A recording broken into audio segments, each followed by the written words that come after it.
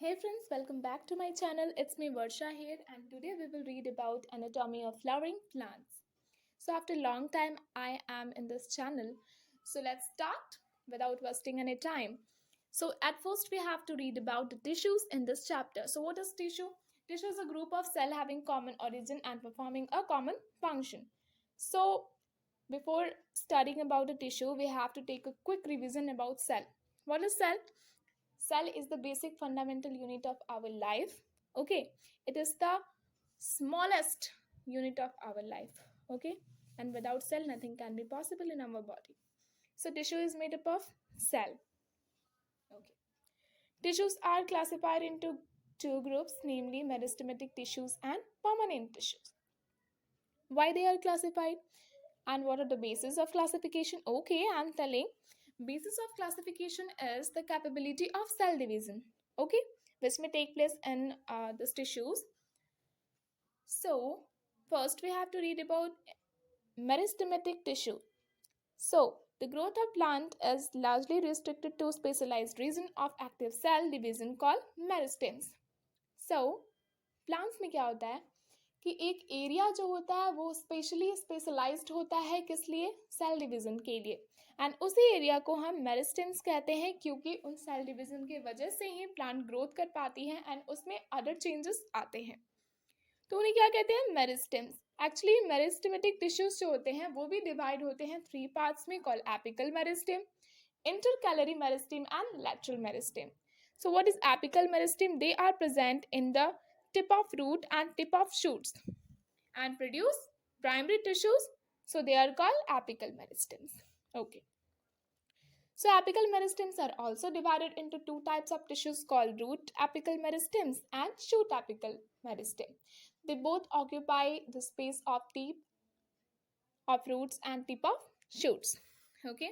So during the formation of leaves, elongation of stems, some cell left behind from the shoot apical meristem constitute the axillary bud which are present in the axils of leaves and flowers. ठीक है, क्या होता है कि जब leaves का इलंगेशन होता रहता है एंड स्टीम्स का फॉर्मेशन होता रहता है उस समय कुछ सेल जो होते हैं वो बाहर निकल जाते हैं. ठीक है, शूट एपिकल मेरिस्टेम से एंड ये सब मिलके क्या बना लेते हैं? एक्सिलरी बर्ड बना लेते हैं जो प्रेजेंट होते हैं एक्साइल्स में. किसके? फ्लावर्स के एंड स्टेम्स के. ओके, अब है आपका इंटरकैलरी मेरिस्टेम जो कि कहाँ प्रेजेंट होता है, कहाँ अकर करता है? ये जो होता है इनका फॉर्मेशन मैच्योर सेल्स रीजन में होता है. अब कह सकते हो मैच्योर टिश्यूज में होता है जिनको हम इंटरकैलरी मेरिस्टेम कहते हैं, जो क्या करते हैं? रीजनरेट करते हैं पार्ट्स को. जैसे हमारे बॉडी में कुछ ऐसे पार्ट्स होते हैं जिन्हें बार बार रीजनरेशन की ज़रूरत पड़ती है. जैसे हम नेल्स काटते हैं, ये फिर से रीजनरेट करके दोबारा बड़े हो जाते हैं. हेयर कट करते हैं हम, वो भी रीजनरेट करते हैं. इसका मतलब ये नहीं है कि आप पैर काट दो तो वो भी रीजनरेट करेगा, वो नहीं करेगा. सबकी अपनी अपनी प्रॉपर्टी होती है, बोन्स की प्रॉपर्टी नहीं है रीजनरेशन की, तो ये रीजनरेट नहीं कर पाएंगे. तो इंटरकैलरी मेरिस्टेम्स कहाँ प्रेजेंट होते हैं? जो पार्ट रीजनरेशन करता है, जैसे कि एपिडर्मल लेयर मतलब बाहर का रियल लेयर जो होता है प्लांट का ग्रीनिश लेयर, वहाँ पे ये इंटरकैलरी मेरिस्टेम्स प्रेजेंट होती है. आइदर इन ड्रेसेस ये प्रेजेंट होती है. तो एपिकल मेरिस्टेम और इंटरकैलरी मेरिस्टेम्स जो होते हैं वो प्राइमरी मेरिस्टेम होते हैं. क्यों? क्योंकि ये जिस समय से प्लांट का फॉर्मेशन हो रहा होता है, एटलीस्ट जब ये सीड होता है एंड जैसे ही ये कन्वर्ट होता है प्लांट में, उस टाइम से ही ये दोनों टिश्यूज इसमें प्रेजेंट होती है. एंड यही दोनों मेन टिश्यूज है जो कि कंट्रीब्यूट करके इन्हें प्राइमरी प्लांट बॉडी प्रोवाइड कराती है. ओके, यानी कि अगर पेड़ बड़े हो रहे हैं, पौधा बड़ा हो रहा है, तो यही दोनों टिश्यूज के मदद से. आप देखो, मेरिस्टेम्स जो अकर होता है mature regions of root and shoot of many plants, they appear later than primary meristems call secondary और लेटरल मेरिस्टेम. देखो एक चीज है, later than primary meristem, so they are called lateral meristem, है ना? इंटरेस्टिंग. ओके, सो ऐसे आप इसे याद रख सकते हो. तो ये भी क्या होता है? Mature regions of root and shoots में प्रेजेंट होता है, लेकिन ये बाद में अपीयर होता है, इसलिए हम इसे लेटरल मेरिस्टेम्स कहते हैं. इसका एग्जाम्पल क्या है? Fascicular vascular cambium. ये आप याद रखोगे specially for NEET aspirants. Okay, so the newly formed cell after cell division In both primary as well as secondary meristem become specialized and lose the ability to divide cell called permanent or mature cells. Okay, तो देखो यहाँ पे तो cell division का process complete हो गया meristematic tissues में. Okay, तो अब क्वेश्चन यहाँ अराइज होता है कि क्या जो सेल डिवाइड हो चुका है वो फिर से डिवीजन की कैपेसिटी रखता है? तो नो, अब वो कैपेबल नहीं होगा सेल डिवीजन के लिए, इसीलिए अब वो परमानेंट टिश्यू में कन्वर्ट होगा. उसके सेल्स जो हैं वो परमानेंट टिश्यूज में कन्वर्ट होंगे. तो उस सेल्स को क्या कहेंगे? Mature cells, either permanent cells. Okay, अब देखो गाइस, एक बहुत इंपॉर्टेंट सा एंड प्यारा सा लाइन है आपके लिए. That specific region of the apical meristem produce dermal tissue, ground tissues and vascular tissues during the formation of plant body. तो कुछ रीजन्स जो होते हैं एपिकल मेरिस्टेम के, वो ये तीन टिश्यूज को क्या करते हैं? जर्मिनेट करते हैं, प्रोड्यूस करते हैं जब वो प्लांट बॉडी का फॉर्मेशन कर रहे होते हैं. ये तीनों टिश्यूज के नाम तो आप देख रहे हो, dermal tissue, ground tissues and vascular tissues. But some बच्चे लोग जो होते हैं ना कंफ्यूज हो जाते हैं कि व्हाट आर डर्मल टिश्यूज. तो डर्मल टिश्यूज जो होते हैं वो प्लांट के लिए एक प्रोटेक्टिव बैरियर्स का काम करते हैं. अब ये प्रोटेक्ट किस चीज़ से करते हैं? प्लांट को वाटर लॉस से बचाते हैं एंड साथ में ये इंजरी से भी बचाते हैं, क्योंकि ये एपिडर्मल लेयर से मिल के बने होते हैं. जैसे हमारी स्किन हमें प्रोटेक्ट करती है, अगर बाहर से कोई भी इन्फेक्शन या फिर कोई भी अनवांटेड चीज़ हमारे बॉडी में आती है तो वो सबसे पहले हमारी स्किन से कांटेक्ट करती है, राइट? डायरेक्ट मसल्स पे लगे तो पता नहीं क्या हो जाए. So it's also like protective barrier. Okay, so now it's permanent tissue. What is permanent tissues? तो मैंने आपको बताया, जो सेल जो होती है वो अपने डिवाइड करने की कैपेसिटी लूज कर लेती है, उसे ही परमानेंट सेल्स या मैच्योर सेल्स कहते हैं. सो सेल से मिलकर क्योंकि टिश्यू बना है तो वो सारे सेल्स जब मिलेंगे तो परमानेंट टिश्यूज बनेगी. सिंपल. अब परमानेंट टिश्यू भी होता है ना, वो 2 पार्ट्स में डिवाइड होता है. ओके, वो सेल्स के बेसिस पे, ठीक है? एक होता है सिंपल टिश्यू और एक होता है कॉम्प्लेक्स टिश्यू. सिंपल टिश्यू क्या होता है ना कि उसमें केवल एक टाइप के सेल्स होते हैं, एंड कॉम्प्लेक्स टिश्यूज में, जैसा नाम ही है कॉम्प्लेक्स, डिफरेंट टाइप के सेल्स होते हैं उसमें. अब सिंपल टिश्यूज भी डिवाइड होते हैं 3 पार्ट्स में. ओ माय गॉड, यहाँ तो डिवीजन खत्म ही नहीं हो रहा है. ओके, सो 3 पार्ट्स क्या होते हैं? Parenchyma, collenchyma and sclerenchyma. Parenchyma क्या है? अब ये जो है ना मेजर कंपोनेंट का फॉर्मेशन करता है ऑर्गेनिज्म में, जो क्या होते हैं? Generally isodiametric. What is this? Confusing ना? ओके, आइसोडर्मेटिक कोई ज्यादा बड़ा मतलब बहुत हेवी डराने वाला वर्ड नहीं है. इसका मतलब क्या होता है? रफली स्फेरिकल और पॉलीगोनल. यानी कि आप कहोगे कि यार ये स्फेयर जैसा तो है लेकिन थोड़ा रफ है ना, टेढ़ा मेढ़ा मुड़ा हुआ है, तो इसे क्या कहूँ? तो इसे हम आइसोडर्मेटिक कह लेंगे. ठीक है, जैसे देखो नीचे लिखा भी है, spherical, Oval, round, polygonal and elongated in shape. Fine. अब देखो गाइस, पैरेन्काइमा बना किससे होता है? तो पैरेन्काइमा का जो वॉल होता है वो सेल्यूलोज का बना होता है. या तो वो क्लोजली पैक्ड होगा या फिर उनके बीच, उनके सेल्स के बीच थोड़े थोड़े इंटरसेल्यूलर स्पेसेस प्रेजेंट होंगे, जो कि क्या काम करते हैं? अब इनका काम क्या है भाई? ये परफॉर्म करते हैं photosynthesis, storage and secretion. Oh my God, सारे इंपॉर्टेंट काम तो यही करते हैं. नहीं, सबके लिए अलग अलग ऑर्गन भी हैं. अब एक collenchyma. The collenchyma occur in layer below the epidermis in dicotyledonous plants without intercellular spaces, found either as a homogeneous layer or in patches, and consist of cells which are much thickened at the corners due to deposition of cellulose, hemicellulose and pectin. Collenchyma क्या है? तो ये जो होता है ना epidermal layer के नीचे पाया जाता है डाइकोटिलेडोनस प्लांट्स में. इनके बीच इंटरसेल्यूलर स्पेसेस फाउंड नहीं होती, एंड ये जो होते हैं या तो एपिडर्मिस के नीचे होंगे, एपिडर्मल लेयर के नीचे, या फिर होमोजीनियस लेयर में प्रेजेंट होते हैं, पैचेस में भी प्रेजेंट होते हैं. ठीक है, अब इनके पास जो सेल्स होते हैं, इनमें जो सेल्स होते हैं वो बहुत ज़्यादा मोटे होते हैं. ठीक है, थिक होते हैं एट द कॉर्नर्स. कहाँ से? कॉर्नर से वो थिक होते हैं due to the deposition of cellulose, hemicellulose and pectin. क्योंकि इस पे ये जो 3 मैट्रिक्स प्रेजेंट होती है, इसकी वजह से ही उनका कॉर्नर जो होता है वो थिक हो जाता है. क्या क्या होता है प्रेजेंट? याद कर लेना इसे. It is cellulose, hemicellulose and pectin. Fine. Collenchymatous cell may be oval, spherical or polygonal and assimilate food which contain chloroplast. Fine. They provide mechanical support to young stem and petiole of a leaf. देखो आपने पेट्यूल और lamina के बारे में तो पढ़ा ही होगा. They provide, अब देखो ये क्या करते हैं कॉलन कायमा, ये मैकेनिकल सपोर्ट देते हैं यंग स्टेम को, ठीक है, ताकि ये सही से खड़ा हो पाए, क्योंकि यंग स्टेम जो होता है ना वो ज़्यादा फ्लैटर करता है हवा में, तो कहीं टूट वूट न जाए. And sclerenchyma consists of long narrow cells which thick and lignified cells wall having a few of numerous pits. Okay. अब sclerenchyma क्या होता है, ये मिलके बना होता है लॉन्ग और नैरो सेल्स के जो थिक होते हैं एंड लिग्निफाइड सेल वॉल्स, यानी इनके पास सेल वॉल जो होते हैं वो थोड़े मोटे होते हैं and lignified liquid like structure. Okay. Having few or numerous of pits. Fine. They are usually dead and without protoplast. ठीक है, ये क्या है, स्क्लेरेंकाइमा यूजुअली डेड होते हैं एंड बिना प्रोटोप्लास्ट के होते हैं. The fibres are thick walled elongated and pointed sales.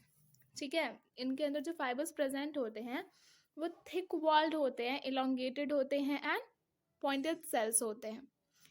The sclereids and are spherical, oval और cylindrical.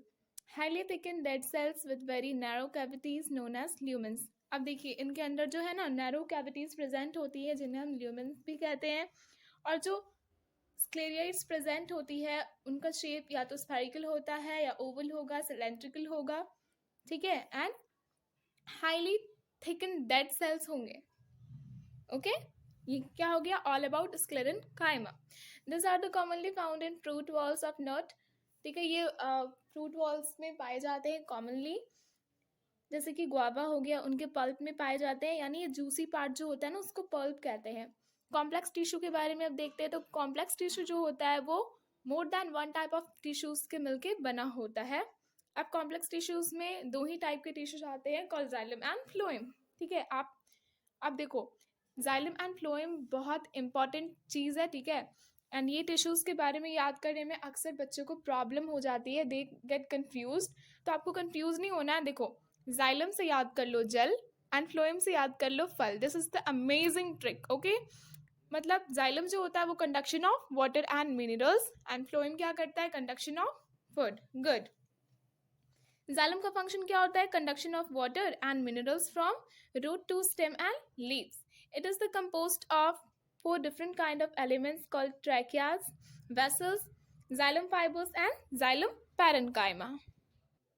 अब जो ट्रैकियास होते हैं वो इलोंगेटेड और ट्यूब लाइक सेल्स होते हैं, जो थिक और lignified cell walls, I mean उनके पास जो वॉल होता है वो थिक और लिग्निफाइड होता है एंड टैपरिंग एंड्स होते हैं इनके. Vessels is a long cylindrical tube like structure made up of many cells. Vessel members each with lignified walls and large central cavity. ठीक है, आप एक चीज गेस करना कि जाइलम में सारा वाल जो होता है वो लिग्निफाइड होता है. ठीक है, due to presence of water. तो अब इनके अंदर जो वेसल्स प्रेजेंट होते हैं वो long cylindrical tube like structure के होते हैं, बहुत सारे सेल से मिलकर बने होते हैं, वेसल्स मेंबर से भी. तो इनके पास वॉल्स कैसे होते हैं, लिग्निफाइड होते हैं एंड लार्ज सेंट्रल कैविटी होता है. जाइलम फाइबर्स जो होते हैं उनके पास हाईली थिकन्ड वॉल होते हैं एंड ओबुलेटेड सेंट्रल ल्यूमेंस. इनके अंदर ल्यूमेंस भी प्रेजेंट होते हैं सेंट्रल, विच में either be separate or a separate. Xylem parenchyma cells are living and thin walled and their cell walls are made up of cellulose. Xylem parenchyma cells क्या है, ये living होते हैं, थिन वॉल्ड होते हैं एंड इनके सेल वॉल जो होते हैं सेल्यूलोज से मिलकर बने होते हैं. They store food material in the form of starch or fat of tannins. ठीक है, इनका काम क्या होता है, फूड को स्टोरिंग करते हैं ये किस चीज में, स्टार्च के फॉर्म में. Primary xylem is of 2 types called protoxylem. The first form primary xylem are called protoxylem and the later form primary xylem is called metaxylem. तो 2 types के जो xylem present होते हैं primary xylem वो क्या होते हैं, protoxylem and metaxylem. तो जो जाइलम का फॉर्मेशन पहले होता है उसे हम प्रोटोजाइलम कहते हैं, और जो बाद में फॉर्मेशन होते हैं जिनके उसे हम क्या कहते हैं, मेटाजाइलम कहते हैं. इन stems the protoxylem lies toward the centre and the metaxylem lies toward the periphery of the organ. Okay, this type of primary xylem is called endarch. इतना याद रखना कि जो सेंटस के टुवर्ड लाई करेगा उसे हम प्रोटोजाइलम कहेंगे, एंड जो पेरिफेरी ऑफ द ऑर्गन के टुवर्ड्स लाई करेगा उसे हम मेटाजाइलम कहेंगे, एंड इस टाइप के प्राइमरी जाइलम को हम एंडार्च भी कहते हैं। ओके, ये याद रखना क्योंकि ये ऑब्जेक्टिव क्वेश्चंस में भी पूछे जा सकते हैं। अब देखो guys, in roots the protoxylem lies toward periphery and metaxylem lie toward the center. Such arrangement of primary xylem is called endarch. Same thing था, वही चीज ये भी रूट में भी रिपीट होता है। And phloem transport food material usually from leaves to other part of plant. phloem जो होता है वो क्या करता है, ट्रांसपोर्ट करता है फूड मटेरियल्स का। मैंने आपको कहा था phloem मतलब फल, तो फल का मतलब फूड मटेरियल्स, मतलब क्या है, ये जो होते हैं ना फूड मटेरियल को पास करते हैं लीव से अदर पार्ट ऑफ प्लांट, क्योंकि लीव से ही प्लांट अपना खाना तैयार करती है, आई फूड ऑब्टेन करती है। Phloem is an angiosperm, is composed of sieve tubes, elements, companion cell, phloem parenchyma and phloem fibre. ठीक है, फ्लोएम जो एंजियोस्पर्म्स में प्रेजेंट होते हैं उनके अंदर क्या क्या प्रेजेंट होता है, sieve tube, elements, companion cell, phloem parenchyma and phloem fibres. Sieve tube elements are also long tube-like structure arranged longitudinally and are associated with the companion cell. अब sieve tube element जो होते हैं वो भी ट्यूब-like structure होते हैं, long होते हैं, cylindrical structure के होते हैं and longitudinally arranged होते हैं, companion cell के साथ association में ये भी रहते हैं। ओके, तो the companion cells are specialized parenchymatous cell which are closely associated with sieve tube elements। ठीक है, तो companion cells और sieve tube cells या फिर sieve tube elements you can say, ये दोनों साथ में ही एसोसिएट होते हैं। ठीक है, एंड companion cells जो होते हैं वो स्पेशलाइज्ड पैरेन्काइमेटस सेल होते हैं, यानी स्पेशल होते हैं, स्पेशल फीचर्स कैरी करते हैं। एंड आपको मैंने बता ही दिया कि साथ में ये sieve tube elements के associate होते हैं, so they are closely associated.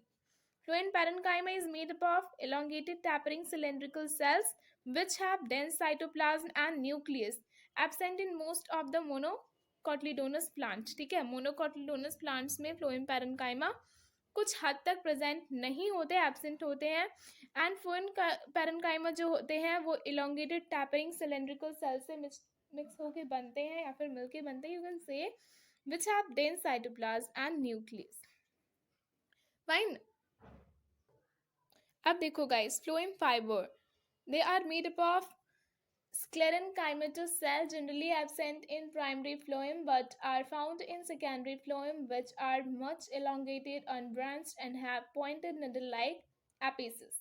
ठीक है, phloem fibers जो होते हैं वो स्क्लेरेनकाइमा से मिलके बने होते हैं, यानी इनके अंदर जो सेल्स प्रेजेंट होते हैं वो स्क्लेरेनकाइमेटस होते हैं। एंड ये प्राइमरी फ्लोएम में जनरली एब्सेंट होते हैं, सेकेंडरी फ्लोएम में ये प्रेजेंट होते हैं। टू मच इलोंगेशन होता है इनका, यानी काफी लंबे होते हैं, इलोंगेटेड होते हैं, अनब्रांच्ड होते हैं and point needle like apices carry करते हैं, इनके पास ये प्रेजेंट होता है। At maturity phloem fibres lose their protoplasm and become dead. अब मैच्योर होने के बाद फ्लोएम फाइबर्स जो होते हैं वो अपने प्रोटोप्लाज्म को लूज कर देते हैं, जिसके वजह से ये डेड हो जाते हैं। The first formed primary phloem consists of narrow sieve tubes and is referred to as protoploem। ठीक है, अब जो सबसे पहला प्राइमरी फ्लोएम जो होता है वो कंसिस्ट करता है नैरो सिव ट्यूब्स, यानी उसके अंदर नैरो सिव ट्यूब्स प्रेजेंट होते हैं, जो जिसको हम क्या कहते हैं, उसको रेफर करते हैं हम प्रोटोफ्लोएम। ठीक है, and the later formed phloem has bigger sieve tubes and is referred to as metaphloem. ठीक है, तो इनके पास जो फर्स्ट फॉर्म प्राइमरी फ्लोएम होते हैं उनके पास क्या प्रेजेंट होता है, नैरो सिव ट्यूब्स प्रेजेंट होता है, एंड सेकंड वाले के पास क्या होता है, बिगर सिव ट्यूब होता है, इसीलिए फर्स्ट वाले को हम प्रोटोफ्लोएम कहते हैं एंड बिगर सिव वाले को हम मेटाफ्लोएम कहते हैं। तो आज के लिए इतना ही, मिलते हैं नेक्स्ट वीडियो में, तब तक के लिए bye bye, take care, study well, keep hard working.